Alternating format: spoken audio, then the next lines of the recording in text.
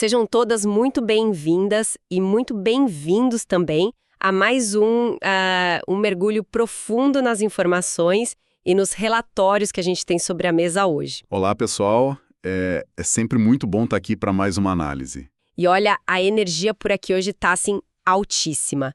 E por um motivo muito, muito claro. Com certeza.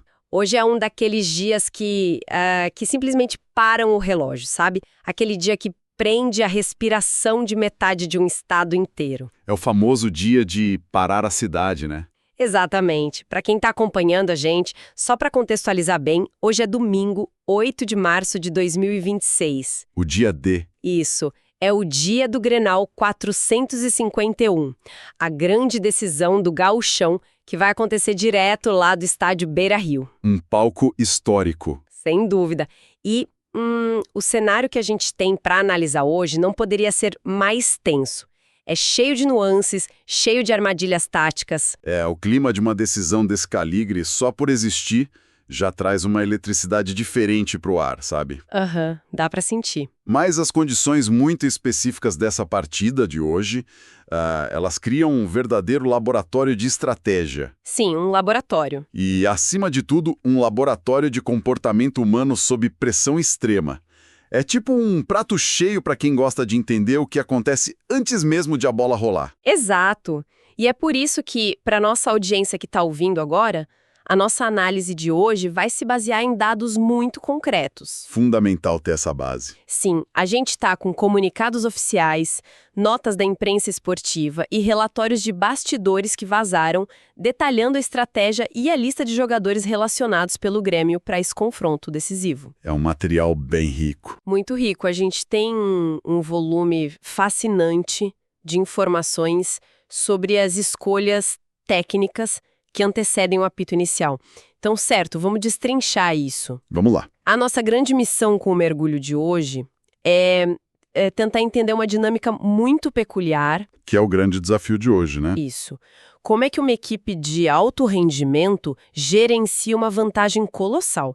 Porque, lembrando, o Grêmio construiu um placar de 3-0 no primeiro jogo. Um placar elástico. Lá na arena, jogando em casa. Agora, a tarefa, a grande missão é equilibrar aquele estilo de jogo habitual, que foi o que fez eles construírem essa vantagem. Conseguirem o DNA do time. Exato. Equilibrar isso com uma blindagem psicológica e tática para não deixar absolutamente tudo escapar pelos dedos lá no Beira-Rio. O que é fascinante aqui é que, contrariando muito o senso comum de quem apenas acompanha o placar ali na tela da TV, gerenciar uma vantagem tão larga é muitas vezes bem mais complexo do ponto de vista psicológico do que correr atrás do prejuízo. Mais complexo? Como assim? Pensemos bem. Quando uma equipe está perdendo de 3-0, o objetivo é cristalino, é inquestionável. É fazer gol de qualquer jeito, né? Exatamente. A equipe precisa atacar, precisa arriscar tudo, afinal não há muito mais o que perder, porque o pior cenário já é uma realidade palpável ali no placar. Faz sentido, o estrago já está feito. Isso. As expectativas nesse momento estão no chão. Qualquer esboço de reação passa a ser tratado como algo heróico pela torcida e pela imprensa. Ah, entendi. A pressão muda de lado. Muda totalmente. Mas quando o cenário se inverte, a mentalidade sofre um choque enorme. Ter uma vantagem de 3 gols cria uma ilusão de segurança que pode rapidamente se transformar em paralisia tática. Nossa, paralisia tática é um termo forte. E é o que acontece. O medo de cometer um erro, sabe? De ser o responsável individual por deixar essa montanha toda ruir. Isso pode fazer com que os jogadores abandonem completamente os instintos naturais deles e abandonem o estilo que os consagrou até ali. É a velha história de entrar em campo com a mentalidade de não perder em vez da mentalidade de ganhar. Certo? Perfeito, é exatamente essa armadilha. E é justamente aí que as escolhas práticas da comissão técnica começam a falar muito mais alto do que qualquer discurso motivacional inflamado lá no vestiário. A ação vale mais que a palavra. Muito mais. Então, vamos olhar para a lista oficial de relacionados para essa decisão. O fato nu e cru que os nossos relatórios trazem hoje é que foram relacionados exatamente os mesmos 23 jogadores da primeira partida. Nenhum a mais, nenhum a menos. Exato. É uma repetição metódica exata daquele grupo que venceu na arena. Só para ambientar quem nos ouve, eu vou passar rapidamente pelos nomes, tá? Fica à vontade. É bom para desenhar o cenário. Bom, no gol a gente tem os goleiros Everton e Grando. Uma dupla segura. Sim. Aí, descendo para o bloco defensivo, temos os laterais Marlon, Caio Paulista e Marcos Rocha. Ótimas opções para as beiradas. E os zagueiros são Gustavo Martins, Vieri, Kahneman e Wagner Leonardo. Avançando um pouco mais para o meio-campo, a gente tem os volantes Arthur, Dodge, Noriega e Thiago. Um meio bem povoado. E de meias de criação, os relacionados são William, Gabriel Mack, Roger e Monsalve. Por fim, a linha de frente, o ataque, conta com Amuzu, André Henrique, Enamorado, Pavon, Carlos Vinícius e TT. Um elenco de peso. Sim, e lendo assim um por um, parece só uma convocação padrão para uma final. Só um protocolo de rotina, né? Parece. Mas tem um ponto de exclamação gigantesco que está ali escondido nas entrelinhas dessa lista de 23. E qual seria esse detalhe que se destacou tanto na sua leitura dessa lista? O zagueiro Balbuena. Ah, O Balbuena, sim. As notas da imprensa esportiva que a gente compilou destacam de forma muito, muito clara que o Balbuena está totalmente recuperado de um desconforto muscular recente que ele teve.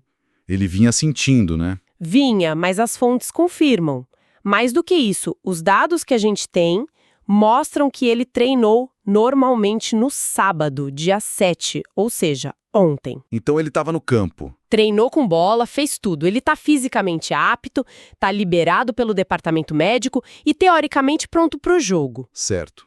No entanto, o nome dele simplesmente não está nessa lista de 23 relacionados que eu acabei de ler, e a imprensa crava de forma unânime nas notas: a ausência foi por pura opção técnica. Opção técnica para uma final. É. Deixar um zagueiro desse calibre, com a bagagem que o Balbuena tem, já recuperado, de fora de uma final de campeonato, olha, é uma decisão que levanta muitas sobrancelhas por aqui. Sem dúvida.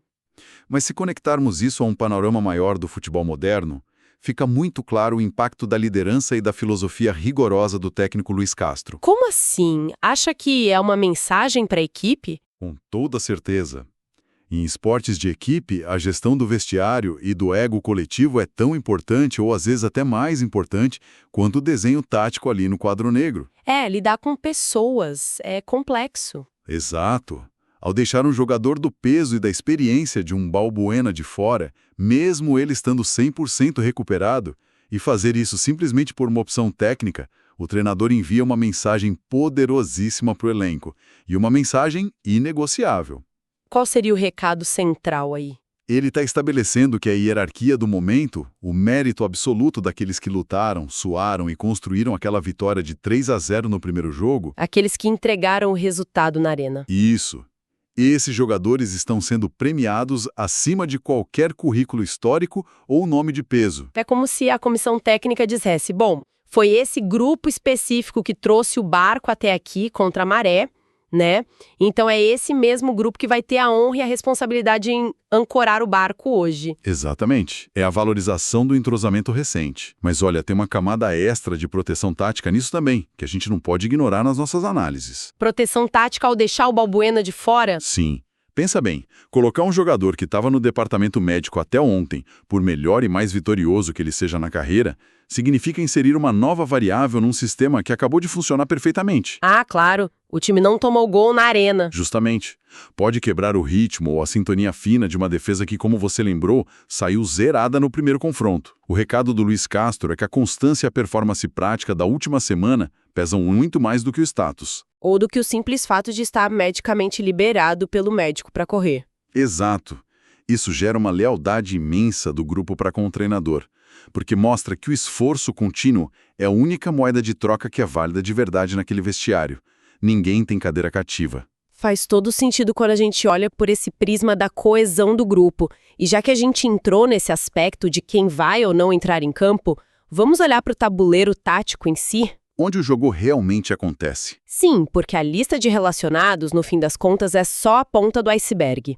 As nossas fontes também trazem a provável escalação que deve pisar no gramado do Beira-Rio desde o primeiro minuto hoje. E como está desenhado esse time? O time titular deve ser formado por Weverton no gol, uma linha de defesa com Pavon, Gustavo Martins, Vierey e Marlon. Segura aí. Calma, vou terminar. O meio de campo sendo sustentado por Noriega, Arthur e Monsalve. E a frente de ataque com Enamorado, Carlos Vinícius e Amuso. Certo. Mas calma lá. Aqui é onde a coisa fica realmente interessante para quem gosta de tática. Onde é que a gente acha o detalhe aí? Tem uma discrepância brilhante. Olha, quase uma anomalia tática quando a gente cruza as informações dos textos oficiais com essa provável escalação. Interessante. Onde exatamente está residindo esse paradoxo na formação que você leu? Se a gente voltar naquela lista dos 23 jogadores relacionados que detalhamos agora há pouco, o nome Pavon está listado de forma categórica e explícita na categoria de atacantes. Junto com Amuso, Carlos Vinícius... Isso, junto com os outros homens de frente. Mas agora, quando a gente lê a provável escalação divulgada para o início do jogo, o Pavon aparece compondo a linha de defesa. Na lateral. Ele está escalado logo ali ao lado do Gustavo Martins, do Vierry e do Marlon. Ou seja, um atacante de ofício, um jogador de beirada de campo focado em agredir a área adversária. Um cara agudo. Isso. Ele está sendo improvisado na lateral direita para iniciar uma final de campeonato fora de casa, onde o time já tem 3 gols de vantagem para defender. Olha, essa é a verdadeira prova de fogo das intenções da comissão técnica portuguesa. Prova de fogo de que eles não vão recuar. Exatamente. As notas da imprensa mencionam repetidamente que a estratégia central do Luiz Castro é manter o estilo de jogo habitual. E o estilo deles é ofensivo. Sim. É uma recusa em recuar covardemente, mesmo jogando na casa do adversário e mesmo com uma liderança tão ampla no placar global. Essa anomalia Pavon, digamos assim, é a materialização física desse discurso no gramado. Não é só falação de entrevista coletiva, então. Não, não é. Quando um treinador coloca um atacante na linha defensiva, num jogo de altíssima tensão como um Grenal, ele não está pensando em se fechar no próprio campo de defesa e ficar rebatendo bola pro mato. Seria muito arriscado colocar um atacante lá atrás se a ideia fosse só defender. Com certeza. Ele está garantindo que a equipe vai ter uma válvula de escape ofensiva constante, uma saída muito agressiva por aquele setor direito. Alguém para puxar o contra-ataque. Alguém com drible, com velocidade, com instinto de ataque, atuando desde trás, para quebrar as linhas de pressão do adversário logo na saída de bola. É a negação total e absoluta daquela tática antiquada de estacionar o ônibus, né? Aquela coisa de botar todo mundo na frente da própria grande área que a gente costumava ver tanto em finais com placares elásticos no passado. Completamente. O instinto de preservação mais primitivo, vamos dizer assim, diria para escalar um lateral defensivo de origem ali. Um cara mais marcador. Sim, talvez até improvisar um terceiro zagueiro naquela função, fechar a linha defensiva com peças bem conservadoras e apenas rechaçar a bola para longe, rezando para o tempo passar logo. A famosa retranca. A retranca clássica. Mas a comissão técnica sabe muito bem que convidar um adversário ferido para o seu próprio campo de defesa durante 90 minutos, com o estádio inteiro empurrando contra, é um convite formal ao desastre. É chamar o adversário para te bater. Isso. Usar o Pavon nessa posição tática força o adversário a se preocupar constantemente com os contra-ataques por aquele corredor. Ah, o ponta do adversário vai ter que marcar o Pavon. Justamente. É uma maneira muito inteligente de manter o adversário honesto e cauteloso. A equipe da casa precisa atacar de forma desesperada para reverter o 3-0. Mas se eles deixarem espaço às costas... O Pavon vai explorar. O lateral direito do Grêmio, que na verdade tem a alma e o treinamento de um atacante, vai explorar aquele corredor e pode matar o confronto de vez num único lance. Então, o que tudo isso significa na prática para quem está acompanhando a gente tem um treinador que premia o mérito de quem jogou a primeira partida, ignorando pressões por nomes de peso. Correto. A gente tem um treinador que improvisa um atacante na defesa para manter a agressividade da equipe e não recuar. Exato. Mas olha, ao mesmo tempo, a gente sabe que o futebol pune a ingenuidade com muita crueldade. Pune rápido. Então a pergunta é, como uma comissão técnica garante que manter esse estilo ofensivo e ousado não vire uma armadilha fatal hoje à noite? Como evitar que um 3-0, que soa tão confortável agora, vire o maior desastre esportivo da temporada em pleno Beira-Rio num piscar de olhos? Os relatórios de bastidores iluminam muito bem essa sua pergunta. Eles detalham a rotina exaustiva de treinamentos dessa semana que antecedeu o jogo. O que eles fizeram de diferente? Os textos descrevem um trabalho intenso ocorrendo em duas frentes simultâneas e que exige uma sintonia muito fina, sabe? Uma sintonia quase cirúrgica. Quais são essas duas frentes? A primeira frente é puramente tática. As fontes mencionam a necessidade imperativa de ajustes defensivos redobrados. Ah, então eles treinaram defesa, sim. Muito. Isso significa que, embora eles queiram atacar e usar peças ofensivas como o Pavon vindo lá de trás, o posicionamento do time sem a bola foi treinado até a exaustão durante a semana. Entendi. A ousadia com a bola exige responsabilidade sem ela. Perfeito. Provavelmente a gente vai ver linhas muito mais compactas, um balanço defensivo impecável e coberturas muito mais rápidas no meio de campo. Isso vai exigir muito do físico, não? Um fôlego absurdo do Noriega e do Arthur principalmente, além de atenção total e irrestrita do time todo nas bolas paradas do adversário. Então, manter o estilo agressivo não significa, de forma alguma, ser irresponsável defensivamente. De jeito nenhum. A ousadia de ter o Pavon ali na lateral exige que os volantes e os zagueiros estejam num nível de concentração absurdo para cobrir os espaços que ele inevitavelmente vai deixar quando subir. Certo. Essa é a primeira frente. E a segunda frente de trabalho dessa semana? Qual foi? A segunda frente é inteiramente mental. É o que a imprensa vem chamando incansavelmente nas notas de blindagem do plantel. Blindagem do plantel, palavra da moda, né? É, mas tem um motivo. As notas falam especificamente sobre alertas pesados e alertas constantes durante todos os dias da semana para evitar o famoso salto alto. Aquela arrogância perigosa. Essa mesma. Aquela arrogância silenciosa de quem acha que o jogo já está ganho antes mesmo de descer do ônibus no estádio. Isso destrói times. Completamente. A comissão técnica precisou isolar os jogadores da pressão externa, do oba-oba da torcida na rua e até de análises da própria imprensa, que muitas vezes já dão o título como certo após um 3-0 em casa. É um trabalho quase de lavagem cerebral, né? É uma lavagem cerebral às avessas. O trabalho do Luiz Castro é convencer um grupo de jogadores que já tem uma mão na taça de que o jogo de hoje ainda está 0-0. Olha, é fascinante pensar nisso porque é uma situação incrivelmente traduzível para a nossa realidade fora do esporte. Como assim? Para quem nos ouve, seja no mundo corporativo, na entrega de um projeto acadêmico gigante, ou até na vida pessoal mesmo. Sabe aquele momento em que a equipe está a um passo de entregar um grande projeto no trabalho? Quando está quase tudo pronto. Isso. A maior parte do esforço já foi feita, os resultados preliminares são fantásticos, a diretoria da empresa já está até elogiando o desempenho de vocês nos corredores. É uma ótima analogia. O risco de relaxar nessa hora é enorme. É uma boa analogia, mas tem um limite muito claro aí que torna a situação do futebol muito mais dramática do que a do escritório. Por quê? Pela exposição também. Pensa comigo no mundo corporativo, se a equipe relaxa por causa dos elogios, entra nesse salto alto que a gente falou, para de checar os detalhes e a entrega do projeto atrasa, ou o software vai com um bug para a produção. É dor de cabeça. É dor de cabeça. Mas a equipe vira à noite trabalhando, toma um café extra e corrige o código no dia seguinte de manhã. Há uma manhã para consertar a arrogância do dia anterior. Verdade. Sempre tem o dia seguinte. Mas no gramado do Beira-Rio, numa final de gauchão, um bug defensivo, uma pequena falha de atenção aos 10 minutos do primeiro tempo, muda tudo. Causa um impacto brutal.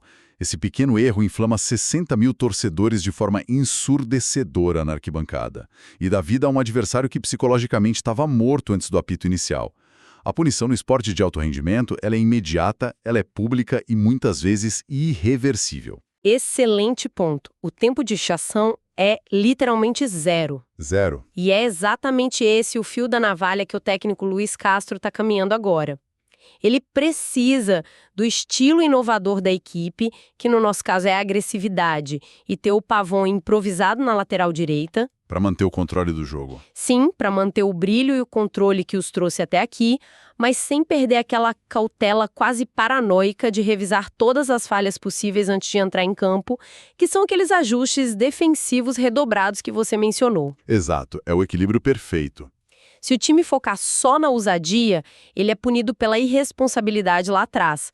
Mas se focar só na paranoia de não errar e só se defender, perde o instinto agressivo que o fez abrir 3-0. Precisamente, o que a comissão técnica está gerenciando no dia de hoje não é apenas um esquema tático desenhado num campo de grama. É a própria natureza humana. A biologia agindo contra eles? Sim. O cérebro humano tem essa tendência evolutiva de conservar energia e relaxar quando ele percebe que a ameaça imediata passou ou quando a recompensa parece que já está garantida. E o 3-0 dá essa falsa sensação de recompensa garantida. Dá. Blindar o grupo nesse contexto esportivo significa criar gatilhos artificiais de estresse o tempo todo, para não deixar que o cérebro de nenhum daqueles 23 jogadores entre nesse estado de relaxamento prematuro. É forçar o sistema de alerta a ficar ligado no máximo o tempo inteiro. O tempo inteiro. E falando em estado de alerta e em não relaxar sob nenhuma hipótese hoje, o relógio não para. A contagem regressiva para essa decisão tem alguns detalhes de logística e cronograma nas nossas fontes que trazem uma urgência muito real para a nossa discussão aqui. O tempo está correndo rápido. Tá voando. Os dados apontam que o cronograma oficial prevê a movimentação e a saída da delegação gremista rumo ao estádio Beira-Rio exatamente pelas 16 horas. 4 da tarde. Isso. E olha, o percurso de ônibus pela cidade de Porto Alegre em dia de Grenal decisivo é sempre um evento à parte, é uma verdadeira operação de guerra pelas ruas. É tenso do hotel até o vestiário. E o jogo, o grande momento em que a bola rola, está marcado para começar às 18 horas. E aqui, gente, tem um detalhe curioso nas notas, que é quase poético no meio dessa tensão toda que a gente está descrevendo. O que apareceu nas notas. Uma das notas oficiais da imprensa que a gente recebeu traz um erro de digitação muito engraçado ao descrever esse cronograma do dia. O texto cita literalmente que o confronto ocorre às 18 horas, em vez de usar a palavra confronto. Um ato falho maravilhoso de quem redigiu o texto. Não é? É um erro de digitação que ironiza perfeitamente toda a situação. Pois é. Pensa bem, um Grenal decisivo na casa do maior e mais histórico rival do clube, valendo a taça do campeonato estadual, onde é necessário defender uma vantagem de 3-0, enquanto um estádio inteiro pulsando grita enlouquecido contra as cores da sua camisa. Conforto zero. Podemos ter certeza absoluta de que às 18 horas de hoje haverá de tudo naquele gramado do Beira-Rio, menos conforto. Sem dúvida nenhuma. O nível de estresse, a tensão física, a cobrança absurda a cada passe que for errado na saída de bola é o oposto absoluto do conforto. O conforto hoje é um luxo que simplesmente não existe nesse cenário. E talvez seja exatamente esse o último, o maior e o mais crucial alerta que a comissão técnica precisa martelar incansavelmente na cabeça daqueles 23 relacionados. Principalmente naquelas horas finais, Ônibus no trajeto das 16 horas. olhando a cidade pela janela. Isso. Eles precisam entender que o conforto da arena, a festa linda do primeiro jogo, a vantagem numérica confortável no placar agregado, tudo isso ficou no passado. A partir de hoje à tarde, acabou. É uma nova realidade. O que espera por eles quando descerem daquele ônibus é um cenário imensamente hostil, onde a atenção de cada um precisa estar no limite máximo tolerável, e qualquer pensamento de conforto pode ser literalmente o primeiro passo para o fracasso do ano. Bom, caminhando para nossa reta final aqui, vamos fazer uma recapitulação rápida e enérgica de tudo que a gente viu nesse nosso mergulho detalhado nos dados de hoje. Vamos lá. A gente está observando uma comissão técnica de alto nível operando uma verdadeira engenharia psicológica e tática. Primeiro, eles premiam a constância, o suor e o mérito ao relacionar exatamente os mesmos 23 jogadores do primeiro confronto, valorizando quem entregou o resultado lá atrás. Ponto 1, cheque. Segundo, eles mostram que não têm o menor medo de fazer escolhas difíceis e escolhas potencialmente impopulares para manter a mensagem do grupo muito clara. Como a gente viu na decisão firme de deixar um zagueiro renomado e apto fisicamente como o Balbuena de fora da lista. Tudo para blindar a hierarquia do vestiário. Exatamente. Ponto 2, importantíssimo. Terceiro, eles demonstram uma agressividade tática surpreendente ao não se encolherem lá atrás, simbolizada de forma brilhante pela escalação de um atacante, o Pavon, para compor a linha de defesa e forçar o adversário a se preocupar muito mais com os próprios flancos. A anomalia Pavon. Isso. E quarto, a gente percebeu através dos relatórios um esforço colossal e bem exaustivo nos bastidores, trabalhando ativamente a mente dos atletas contra a complacência, contra o salto alto e contra essa ilusão perigosa de que o trabalho já está feito e garantido. Olha, é um quebra-cabeça estratégico formidável. Todas essas peças, a gestão de elenco, o arrojo tático e o condicionamento mental do grupo, elas precisam se encaixar com uma perfeição milimétrica hoje. O menor desnível em qualquer uma dessas frentes pode fazer o esquema todo desmoronar na frente de 60 mil pessoas. É um castelo de cartas. É? No entanto, analisar toda essa arquitetura complexa que o Grêmio montou para segurar essa vantagem nos leva a uma questão muito instigante para o futuro do esporte. Diga lá. Qual é a grande pulga atrás da orelha que fica na nossa cabeça depois de tudo isso que a gente discutiu hoje? Bom, nós vimos ao longo dessa análise como a comissão técnica está subvertendo a lógica clássica a usar táticas agressivas, Como o Pavon na defesa, improvisar um atacante na defesa para manter uma grande vantagem de 3 gols, em vez de simplesmente montar uma retranca clássica que seria amontoar 4 ou 5 zagueiros na frente do gol. E o que isso quer dizer num cenário maior? Isso levanta uma questão estrutural que eu acho fascinante. Será que o desfecho desse Grenal, caso a estratégia do Luiz Castro tenha um sucesso retumbante hoje, pode decretar o fim definitivo da cultura de estacionar o ônibus no futebol sul-americano?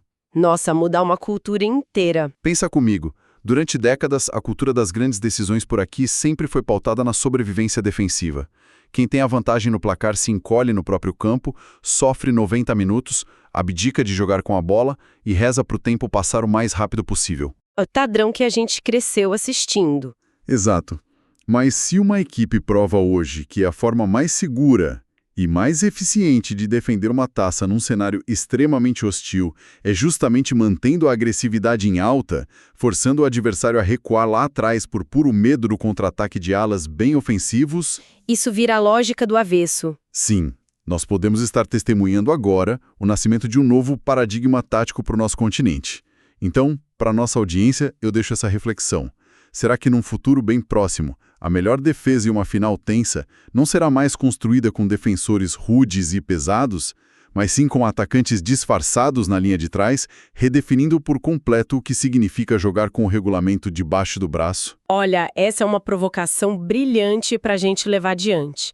É a quebra de um dogma histórico do futebol, mostrando que talvez a melhor forma de proteger uma muralha seja não se esconder covardemente atrás dela, mas sim colocar os seus melhores arqueiros para o lado de fora para atacar. Exatamente isso. Deixo essa excelente reflexão no ar para quem acompanha a gente de perto. Muito obrigada pela companhia incrível de todos vocês nessa análise aprofundada das estratégias táticas, das escolhas de vestiário e dessa verdadeira guerra psicológica que cerca o Grenal 451 de hoje. Foi um mergulho excelente. Que a nossa audiência continue questionando as obviedades, conectando esses pequenos pontos escondidos nas entrelinhas e analisando as informações do nosso dia a dia com esse mesmíssimo nível de curiosidade e pensamento crítico. Um grande abraço a todos, aproveitem demais a grande decisão hoje à noite e até o nosso próximo mergulho.